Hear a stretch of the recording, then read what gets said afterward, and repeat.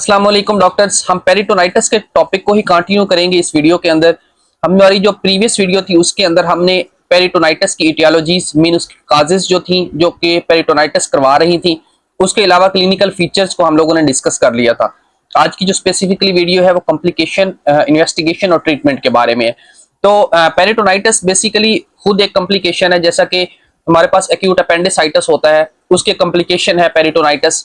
इसके अलावा कोलिसिस्टाइटिस होता है, स्प्लेनिक रप्चर होता है। तो इन सारी चीजों की जो कॉम्प्लिकेशन है वो एक पेरिटोनाइटिस है। और पेरिटोनाइटिस की फर्दर कॉम्प्लिकेशंस हैं वो क्या हो सकती हैं। तो कॉम्प्लिकेशंस को टू पार्ट्स में डिवाइड किया जाता है। कुछ होती हैं पेरिटोनियल ही कॉम्प्लिकेशंस और कुछ होते हैं सिस्टमैटिक कॉम्प्लिकेशंस, ठीक है, या सिस्टमिक कॉम्प्लिकेशन। तो सिस्टमिक कॉम्प्लिकेशन में फर्स्ट ऑफ ऑल तो है हमारे पास सेप्टिक शॉक।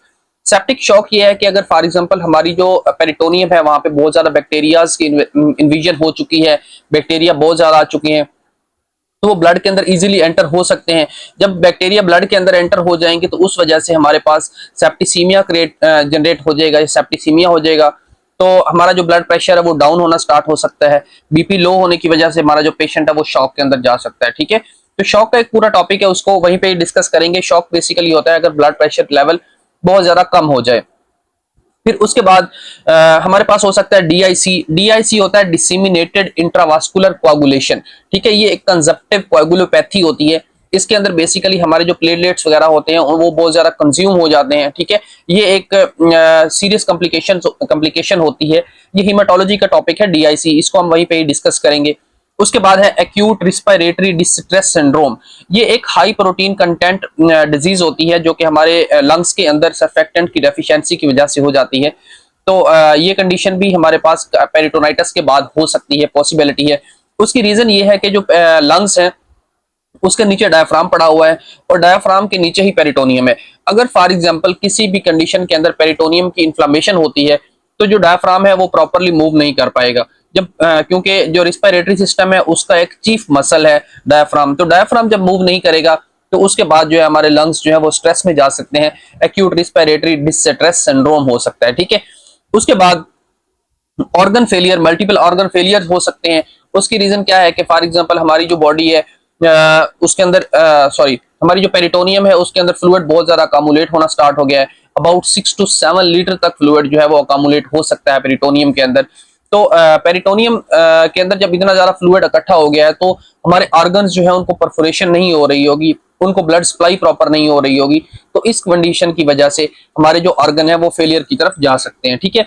उसके बाद नेक्स्ट अगर हम पेरिटोनियल कॉम्प्लिकेशंस की बात करें तो पेरिटोनियल कॉम्प्लिकेशन में ऐसा है कि एक कंडीशन होती है जिसको हम कहते हैं पैरालिटिक इलियस। अब ये पैरालिटिक इलियस जो है हम लोग प्रीवियस भी एक डिस्कस करके आ चुके हैं जहां पे हम डिस्कस कर रहे थे इंटेस्टाइनल ऑब्स्ट्रक्शन, ठीक है। उसमें एक वीडियो थी हमारे पास पैरालिटिक इलियस के ऊपर कंप्लीट, जिसके अंदर हम देख रहे थे कि जो हमारी मूवमेंट है, फॉर एग्जांपल जो हमारी ऑब्स्ट्रक्शन है वो डायनामिक है या ए डायनामिक। तो इस टॉपिक को हमने वहीं पे देखा था। तो पैरालिटिक इलियस अगर सिंपल वर्ड्स में कहा जाए तो होता कुछ यूं है कि जो हमारी जीआईटी ट्रैक है, जीआईटी ट्रैक की पैरालाइसिस हो जाता है, ठीक है, पैरालाइज हो जाता है जीआईटी ट्रैक, और हमारे पास जो मूवमेंट है पेरिस्टालसिस है वो नहीं हो पाती, ठीक है। उसके बाद पेरिटोनियल एडिशंस हो सकती हैं, ये कुछ स्कार्स होते हैं जो हमारे जीआईटी ट्रैक के ऊपर बन जाते हैं। उसके बाद पोर्टल पाइमिया हो सकता है। अब ये पोर्टल पाइमिया क्या है, ये होता है हमारे पास लिवर की अब्सेस को कहते हैं, ठीक है, लिवर की अब्सेस हो सकती पॉसिबिलिटी है। उसके अलावा और भी बॉडी के जो पेरिटोनियम है उसके अराउंड अब्सेसेस बन सकती हैं, जैसा कि हमारे पास स्पेसिफिकली हम कह सकते हैं कि पेल्विस के अंदर अब्सेस बन सकती है, पेंडुकुलर अब्सेस बन सकती है, या पैराकोलिक अब्सेस बन सकती है। इसके अलावा यहाँ पे एक ब्यूटीफुल सा जुमला लिख लें कि अगर for example abscess somewhere abscess nowhere, abscess जहां भी बॉडी के अंदर होती है तो बॉडी के अंदर बॉडी जो है वो स्विंगिंग फीवर होता है बॉडी को। जब स्विंगिंग फीवर होगा तो कहीं ना कहीं एब्सेस होगी। स्विंगिंग फीवर के और भी 6 जो है डिफरेंशियल डायग्नोसिस हैं, जिसके अंदर मलेरिया आता है, हमारे पास कोविड-19 आता है, इसके अलावा एब्सेस आता है, एक्यूट कोलेंजाइटिस आता है, ठीक है। ये एक्यूट कोलेंजाइटिस के साथ मैंने लिस्ट पूरी लिखवाई थी। अगर फॉर एग्जांपल कहीं बॉडी के अंदर एब्सेस है तो स्विंगिंग फीवर आ रहा होगा। आप पूरी की पूरी इन्वेस्टिगेशंस कर लेते हैं, लेकिन अगर आपको अब्सेस कहीं भी नहीं मिलती तो फिर एक ही जगह है जहां पे आपको अब्सेस मिलेगी या अब्सेस होगी, वो है सब फ्रेनिक अब्सेस, ठीक है। डायफ्राम के नीचे सब फ्रेनिक अब्सेस जहां पे होगी वो आपको नहीं मिलती मोस्ट प्रोबेबली आप जब इन्वेस्टिगेशंस कर रहे होते हो, ठीक है। तो ये हमारे पास पेरिटोनाइटिस की फ्यू कॉम्प्लिकेशंस। उसके बाद मूव करते हैं हम इसकी इन्वेस्टिगेशन की तरफ कि इसको हम डायग्नोज किस तरह कर सकते हैं, इन्वेस्टिगेट किस तरह कर सकते हैं। तो फर्स्ट ऑफ ऑल जो है हमारे पास एक्सरे करना होता है, जो कि इन्वेस्टिगेशन ऑफ चॉइस भी है, इनिशियल इन्वेस्टिगेशन भी यही है, ठीक है। एक्सरे करना है, लेकिन कैसे करना है? इरेक्ट एक्सरे करना है। अभी ये एक्सरे इरेक्ट क्या है? एक्सरे इरेक्ट है कि जो पर्सन है उसको बिठा देना है, ठीक है, बाय सिटिंग पोजीशन के अंदर उसका एक्सरे लेना है। एक्सरे ले लेंगे, एब्डोमिनल एक्सरे, तो उसमें हमें डायफ्राम के अंडर गैस मिलेगी, ठीक है। कौन सी साइड पे? लेफ्ट साइड पे। लेफ्ट साइड पे हमें गैस के डायफ्राम के नीचे गैस मिलेगी। जो राइट साइड है उसके जो शेडो है वो नॉर्मल होता है, सॉरी, जो लेफ्ट है वहां पे नॉर्मल होता है, क्योंकि लेफ्ट साइड पे हार्ट भी प्रेजेंट होता है। तो ये जो है राइट साइड पे हमें ये चीज मिलेगी। राइट साइड पे क्या मिलेगा? गैस के शेडोज जो है वो मिलेगा अंडर द डायफ्राम, ठीक है। उसके बाद ये है इनिशियल इन्वेस्टिगेशन। इसके बाद हम डिफरेंट और जो है इन्वेस्टिगेशंस कर सकते हैं। फॉर एग्जांपल हम लोग सीबीसी कर सकते हैं, अल्ट्रासोनोग्राफी कर सकते हैं, जिसके अंदर हमें डिफरेंट चीज़ों का पता चल जाएगा कि फ्री फ्लूइड वगैरह प्रेजेंट एब्डोमेन के अंदर है, पेरिटोनियम के अंदर है या नहीं है। साइटोलॉजी कर सकते हैं, बायोकेमिस्ट्रीज कर सकते हैं, कल्चर कर सकते हैं बैक्टीरिया को जानने के लिए, serum amylase for acute pancreatitis, CT MRI कर सकते हैं, जिसके अंदर और भी काफ़ी सारी चीज़ें जो है हमें पता चल जाएंगी, या जो इटियोलॉजीज हैं पेरिटोनाइटिस की वो पता चल सकती हैं, ठीक है। उसके बाद कुछ जो है वो हम डायग्नोसिस करते हैं एसाइटिस टैप को जानने के लिए कि एसाइटिस टैप है, फॉर एग्जांपल वाटर है, तो उसको देखने के लिए जब हम फ्लूइड निकालते हैं पेरिटोनियम से, तो वो फ्लूइड डिफरेंट कलर्स के हो सकते हैं। फॉर एग्जांपल अगर पस वाला फ्लूइड होगा तो वो प्लूरेंट होगा, मतलब उसमें से इतनी ज्यादा स्मेल आ रही होगी, तो वो हम कह सकते हैं जिसे एक्यूट बैक्टीरियल पेरिटोनाइटिस। अगर फॉर एग्जांपल बाइल या हमारा गॉल ब्लैडर रप्चर हुआ है, तो उस वजह से अगर जब हम वो फ्लूइड जो है पेरिटोनियम का निकालेंगे, तो वो हमें कलर मिलेगा ग्रीन कलर का। इसको मैं यहाँ पे लिख देता हूँ। पस कलर ग्रीन कलर का पॉसिबिलिटी हो सकती है, या हमारे पास रेड कलर का हो सकता है। तो ये तीन कलर्स मोस्ट प्रोबेबली हमें मिलते हैं, या नॉर्मल हो सकता है, ठीक है, नॉर्मल भी हो सकता है। देखें फॉर एग्जांपल अगर नॉर्मल है तो वो तो एक नॉर्मल फ्लूइड है, किसी भी रीजन की वजह से वो इंक्रीज कर रहा है, वो अलग चीज है बिल्कुल ही, जो कि हम इटियोलॉजी के अंदर डिस्कस किया हम लोगों ने। अगर पस है तो हमारे पास बैक्टीरियल इन्फ्लामेशन हो चुकी है, या बैक्टीरियल इन्फेक्शन हो चुका है, तो एक्यूट बैक्टीरियल पेरिटोनाइटिस हो सकता है। अगर पस आ रही है तो ये प्लूरेंट होगी, इसके अंदर स्मेल आ रही होगी बहुत ज्यादा। अगर फॉर एग्जांपल ग्रीन कलर की है तो ये हमारे पास जो हम कह सकते हैं कि बाइल डक्ट है, या हमारे पास गॉल ब्लैडर है, वो जो है रप्चर हुआ है, उसकी वजह से जो बाइल है वो हमारे पास प्रेजेंट आ रही होती है पेरिटोनियम के अंदर, तो वो ग्रीन कलर के अंदर हमें मिलेगी। उसके बाद अगर फॉर एग्जांपल रेड कलर के अंदर है, तो वो ब्लड की मिक्सिंग होने की वजह से वो स्प्लीनिक रप्चर हो सकता है, स्प्लीन जो है वो रप्चर होगी और बहुत ज्यादा ब्लड जो है वो हमारी पेरिटोनियल कैविटी के अंदर आ रहा है। तो ये चीजें जो है ये हम करवा सकते हैं देखने के लिए। या उसके बाद जो है पैंक्रियाटाइटिस के लिए हम सीरम अमाइलेज करवा रहे हैं ऑलरेडी, और हेमरेजेस वगैरह देखने के लिए वो भी उसका कलर भी जो हेमरेज का कलर होगा वो भी रेड ही होगा, ठीक है। तो ये चंद चीजें थी जो कि आपको पता होनी चाहिए इन्वेस्टिगेशन के बारे में, कि आप पेरिटोनियम को इन्वेस्टिगेट किस तरह कर सकते हैं। फिर आगे ट्रीटमेंट है। ये बहुत ही सिंपल सा टॉपिक है, इसको बहुत ज्यादा रॉकेट साइंस नहीं है इन चीजों के अंदर।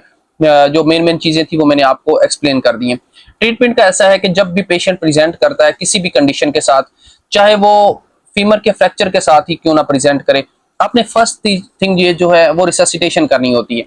अभी कुछ एग्जामिनर जो बैठे होते हैं वो आपको डिस्ट्रैक्ट करने के लिए करते ऐसा है कि वो आपको सामने एक्सरे रख देंगे कि ये पर्सन है, इसको फ्रैक्चर हुआ है टिबिया का, ठीक है, और कहेंगे what is your first line management. First line management आपने क्या करनी है, जो चाहे जो जिस तरह भी आपके सामने कोई भी पेशेंट की हिस्ट्री रख दे, आपने फर्स्ट ऑफ ऑल जो रिससिटेट करना होता है उसको मेंटेन करना होता है, उसकी एबीसी मेंटेन करनी होती है, एयरवे ब्रीथिंग सर्कुलेशन मेंटेन करके उसके बाद अपने फर्दर मूव करना होता है जो भी मैनेजमेंट है उसके, ठीक है।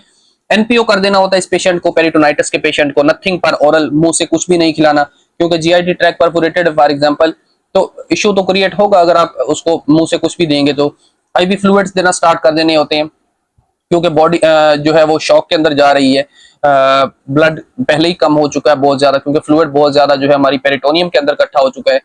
इंट्रावीनस एंटीबायोटिक्स हम दे सकते हैं, क्योंकि अगर फॉर एग्जांपल जो नॉर्मल फ्लोरा है जीआईटी ट्रैक का, तो वो बहुत ज्यादा फैलना स्टार्ट कर देगा या इंक्रीज कर देगा ग्राम नेगेटिव बैक्टीरिया, जिनके अंदर हमने प्रोटियस, सोडोमोनास वगैरह ये चीजें डिस्कस की थी। उसके अलावा आईवी एनाल्जेसिक्स देने होते हैं, ठीक है। आईवी एनाल्जेसिक्स में हम कौन सी चीजें दे सकते हैं, फॉर एग्जांपल एनसेड्स दे सकते हैं, पैथिडीन वगैरह दे सकते हैं।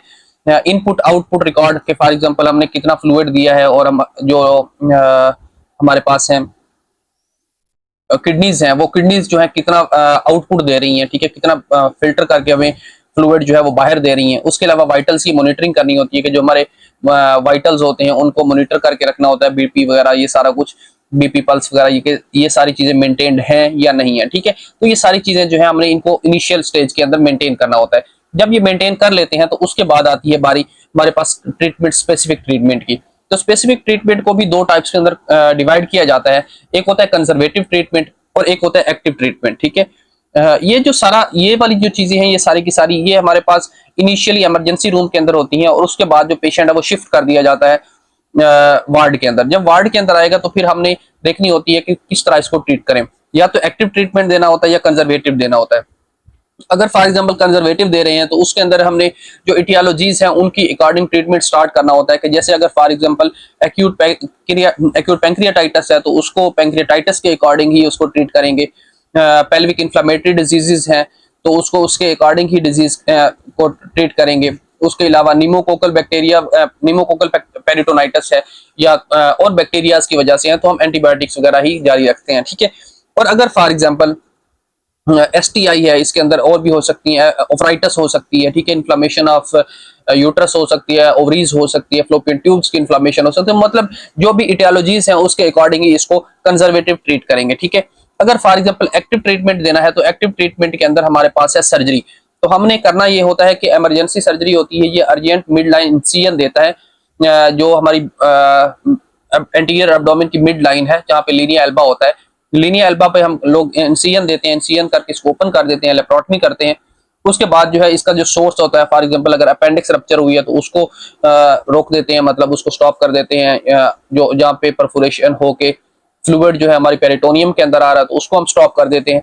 अगर फॉर एग्जांपल ये करने के बाद या और कोई भी इटियोलॉजी है, फॉर एग्जांपल पैंक्रियाटाइटिस की वजह से हो रही है, कोलेंजाइटिस की वजह से हो रही है, जिस वजह से भी हो रही है, तो हम उसकी जो इटियोलॉजी है उसको रोकते हैं या उसको ट्रीट करते हैं सर्जरी के थ्रू, ठीक है, स्टॉप करते हैं उसको। उसके बाद नेक्स्ट काम हमने ये करना होता है कि पेरिटोनियल लिवाज करना होता है।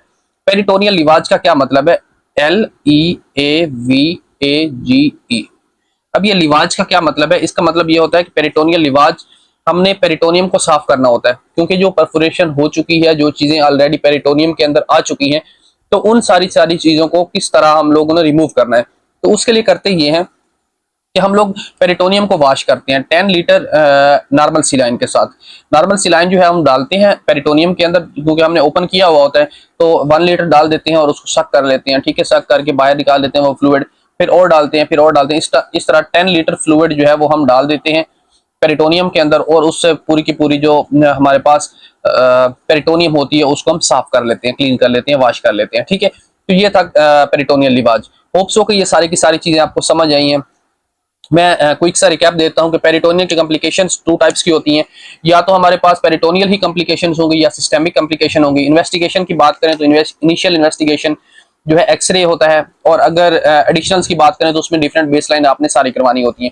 ट्रीटमेंट जो इनिशियल इमरजेंसी रूम के अंदर होता है वो रिससिटेशन वगैरह होती है, और अगर फॉर एग्जांपल हम लोगों ने एक्टिव ट्रीटमेंट देना हो तो अगर हमने रूम वार्ड में जाकर ट्रीटमेंट करना हो, या अगर तो उसमें हम कंजर्वेटिव ट्रीटमेंट देते हैं, या एक्टिव ट्रीटमेंट करके सर्जरी के थ्रू उसको क्लीन कर लेते हैं। ये था ईच एंड एवरीथिंग। होप्स हो कि ये सारी की सारी चीजें आपको स्टेप बाय स्टेप समझ आई होंगी।